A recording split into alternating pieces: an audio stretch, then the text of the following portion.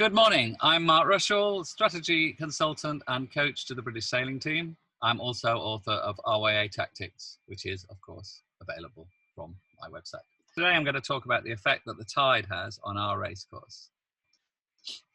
For a coach, the easiest way to measure the tide is to drop in a tide stick. Most of it's below the surface of the water, so it travels in the direction. If you drop it at a fixed point, it travels in the direction that the tide's taken it, or you can fix its position with a GPS, so we can work out exactly what the tide speed and direction is. And I want you to think about the tide and wind from that tide stick's point of view. So here is a tide stick. I drop it in. Sorry, my cubbyhole is a little bit small here. I drop it in and it floats along in the direction that the tide takes it. In fact, anything that's in the water that's not connected to the land does exactly the same thing. So if something's not anchored, it will float along in the direction that it's taken. So here's an optimist. He's been affected by the tide. He's not connected to the ground. He goes head to wind, checks where the mark is, bears away onto a close-hauled course. That's the direction he's pointing, but this is the direction he travels. Okay. All the time, he's getting pushed sideways by the tide. And the amount he gets pushed sideways depends on how long he spends in it. Optimus is traveling fairly slowly, so he actually gets pushed a long way in the amount of time it takes him to travel at the beat. On the other tack, the tide's still blowing in the same direction, but the optimist gets pushed lower and faster across the ground. Okay, as I said, the longer he spends going up there, the further he's going to get pushed by the tide. And that's interesting because when the 29er comes along to do the same thing, he only spends half as much time on the beat, so he gets pushed sideways only half as much. So the 29er has, it's not a great beat, but he has got a bit of a beat. Whereas the optimist, because he spends so much time going up it, he's almost completely on starboard tack in this example. Okay, so first thing is, how does the tide affect me? I get pushed in the direction of the tide, quite simply. Any boat that isn't connected to the ground by an anchor gets pushed in the direction of the tide. The stronger the tide, the further I get pushed, obviously. And the slower the boat, the more time I spend on a leg, so I get pushed further. Okay, back to our tide stick. Now then, what I want to think about is the second effect of the tide. And here I have, let's stop share. Here I have my patent tide stick with Burgee. So we're going back to thinking about what's happening in the tide as far as this tide stick is concerned. So thought experiment, I'm going to start thinking about a tide stick in the sea with a knot of tide and absolutely no wind whatsoever. So we've already said, first of all, that the tide stick gets shoved sideways by a knot. Did we see what happened there? It gets pushed sideways by a knot. And so what it feels is a knot of wind blowing in the opposite direction. Everybody see that? So no wind at all if there's no tide. As soon as it gets pushed sideways by the tide, it feels a knot of wind blowing in the opposite direction. So, and the point is there, share screen. A boat could sail in that. Okay, it would only be a knot. We've said it's a knot. But a boat could still sail in that very slowly. But the tide will actually mean that he's got enough wind to sail in. Okay, and there's an example. We were sailing around the island, cycling around the island on this day. You can see that there's a couple of knots of tide on Gurnard Mark. There was absolutely no wind whatsoever on the land. The flags were all drooping. There was nothing. But all of these boats are making progress, albeit very slowly. They're sailing on a reach because the tide is pushing them eastwards, pushing them towards Chichester. And therefore, they're actually feeling a little bit of sailing wind there. Now then, the only problem is, of course, there's only a knot of wind if there's a knot of tide. So when you turn around to come back, you'll still feel a knot of wind, but you're sailing against a knot of tide. So the chance of getting home again is pretty slim. Right. So what we're saying is that if we've got no wind and we've got some tide, we have a tidal wind which blows in the opposite direction of the tide, and it's the same strength as the tide. Good. The boat can sail upwind in it. Right. Now let's introduce a bit of wind. So I'm thinking about the wind blowing over the land. We call that the ground wind. That's why I've coloured it brown. So now I've got a knot of tidal wind and I've got some ground wind. As far as the tide stick's concerned, he's got a knot of tidal wind plus some ground wind. So what he's feeling is one plus the other. There we go. One plus the other. I can quite simply add one to the other, and that is the amount of wind that the tide stick feels. We call that the sailing wind because it's exactly the amount of wind that we would feel. So here we go. This time, the boat's quite happy. He's planing back downwind because he's got a bit of tidal wind plus a bit of ground wind. And going upwind, he's got more wind than he had if there was no tide. So what about if the wind is across the tide, or the tide is across the wind? So let's have a look. Back to the tide stick. Here we go. So this is going to be a bit of a leap of faith, but we'll give it our best shot. So I'm going to be the wind, the ground wind, blowing that way. Okay. Now I'm going to introduce a bit of tide. Okay. I think you saw that. Let's try again. Can you see that the wind that the wind that the tide stick feels is the combination of the wind that I'm blowing this direction plus the tidal wind, which was that direction, and so it comes out somewhere in between. So back to the diagram. There's the diagram. Here we have a tide stick being pushed this way. We have some ground wind that way. So the wind that the tide stick feels is blowing this way. Okay. I think you can, if I do that, you can actually almost feel it happening. There we go. Great. So let's just go back to our original drawing and have another little think about that, because we've initially just considered how the Optimist was being pushed by the tide. Now we can sort of go backwards and just think about where his wind's coming from. Here's a committee boat anchored. He's measuring the ground wind. Okay, that's the wind that is not affected by the tide. If I add in the wind due to the tide, so that's the same strength and the opposite direction that the tide's flowing, you can see that the sailing wind is coming straight down the page. That's why the Optimist was able to go head to wind and point straight towards the windward mark. So by doing a little triangle, I can take the ground wind, I can add in the wind due to the tide, and I can work out what the sailing wind is. In this case, it's straight up the page. I think I've got quite a smart race officer here, because what he's done is got the Optimist to go head to wind and laid the mark according to that.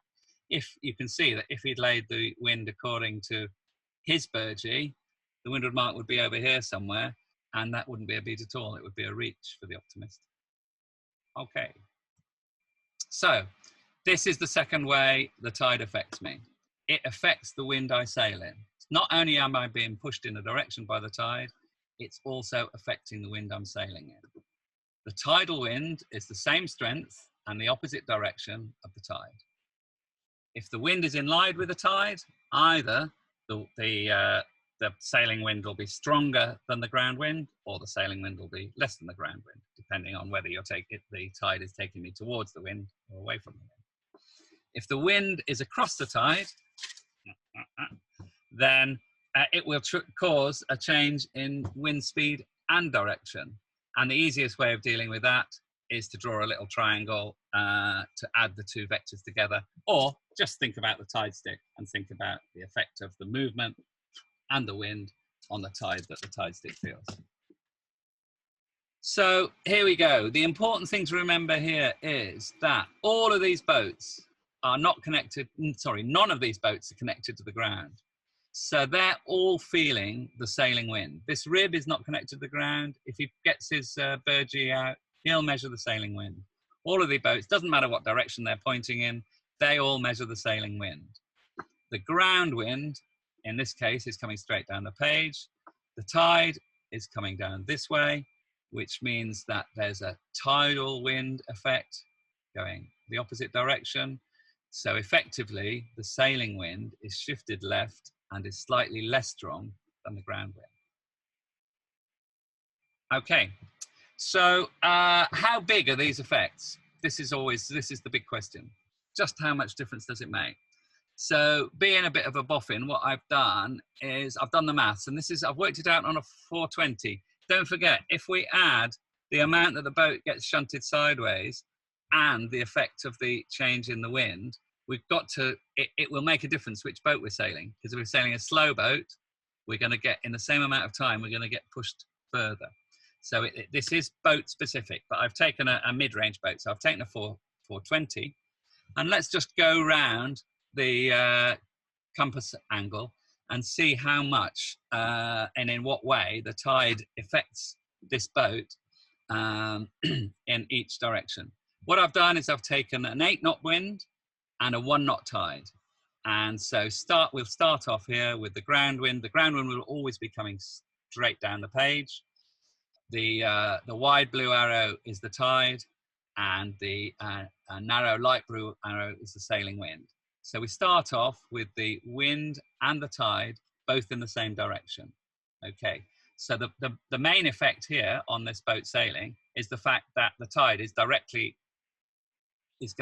coming directly from where I want to go to. So already I'm getting slowed down by a knot just because the tide's going in completely the wrong direction. The other thing is, think about it, because the tide stick is being taken away from the wind, there's a little bit less wind. There'll be 1 knot less wind. So it's a bit of a double whammy. No change in direction because they're all aligned.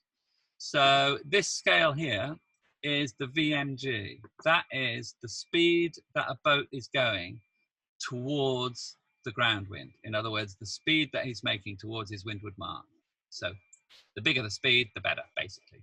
This boat's on starboard. His VMG is about 1 3/4 knots. Not great, but hardly unexpected because the tide's directly against him. Okay, now let's move the tide angle slightly. Here we go. So now the tide is coming from very slightly to the right of the ground wind. That means that the sailing wind will be shifted slightly to the left. That's a header for this blue boat. So he's got roughly the same amount of tide against him. He's got roughly the same decrease in wind because the tide's roughly in the same direction as the wind, but he's got a slight header. So he's actually even worse off here because he's also headed. You can see that. So his VMG is just very slightly less. Let's keep going around the circle. So now the tide is coming roughly across. It's coming at 45 degrees to the ground wind. The header is bigger because the tide is more of an angle, but the amount that the tide is pushing me away from the windward mark is less. So I'm actually very slightly better off. I've got a bit of a loss out of a header. It's about 2 or 3 degrees, but I've got a little bit of a gain because the tide's not taking me away from the mark so much. Okay, let's keep going around. Now we're halfway between 45 and 90. I can't remember what that number is, 67.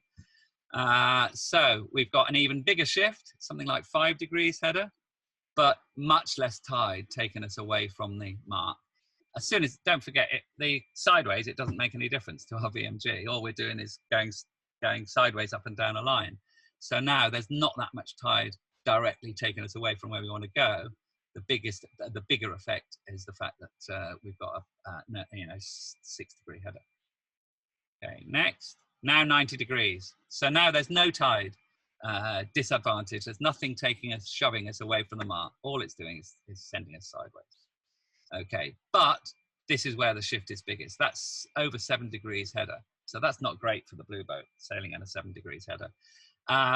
If you want to get really picky, there's a little bit more breeze, just a very tiny amount of breeze. If you think about drawing that little triangle in, this is a hypotenuse, so you've got a tiny bit more breeze, but not enough to make a huge difference.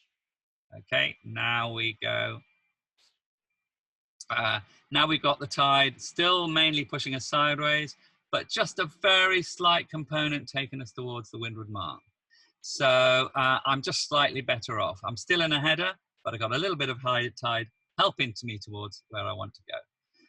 And end result of that is my VMG is something like 3.2 knots. So if the beat was 3.2 miles, it would take me an hour to get there. Right, keep going round. You can see that all the time round here, we're getting better and better off.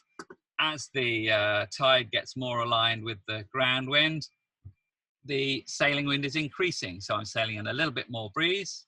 I'm getting more component taking me towards where I want to go, and the header's getting less. So that's all looking much better. Thank you very much. Until by the time it's taking me straight up towards the windward mark, I'm sailing in the maximum breeze I could be, and it's having no impact on the wind shift. So that's looking pretty nicely. Then the interesting thing is, as soon as it goes this way slightly, I'm actually slightly better off. And the reason for that is I've got a little lift. I've got a slight advantage in wind direction. I've got nearly all of that tide increasing the sailing wind. So I've got as much pressure as I can, and I've got nearly all of that tide taking me towards the windward mark. So that's a pretty nice direction too. But that for the 420 in 8 knots is the best direction. Okay, and then as you can see, going around this way, now I've got a bit more of a shift. I've got some tide helping me and some tide giving me more breeze. So definitely when I get to 45 degrees, that's 45 degrees, you can see there's quite a big difference between 45 degrees in that direction and 45 degrees in that direction. I'd much rather have the tide giving me a sailing wind shift lift rather than a sailing wind header.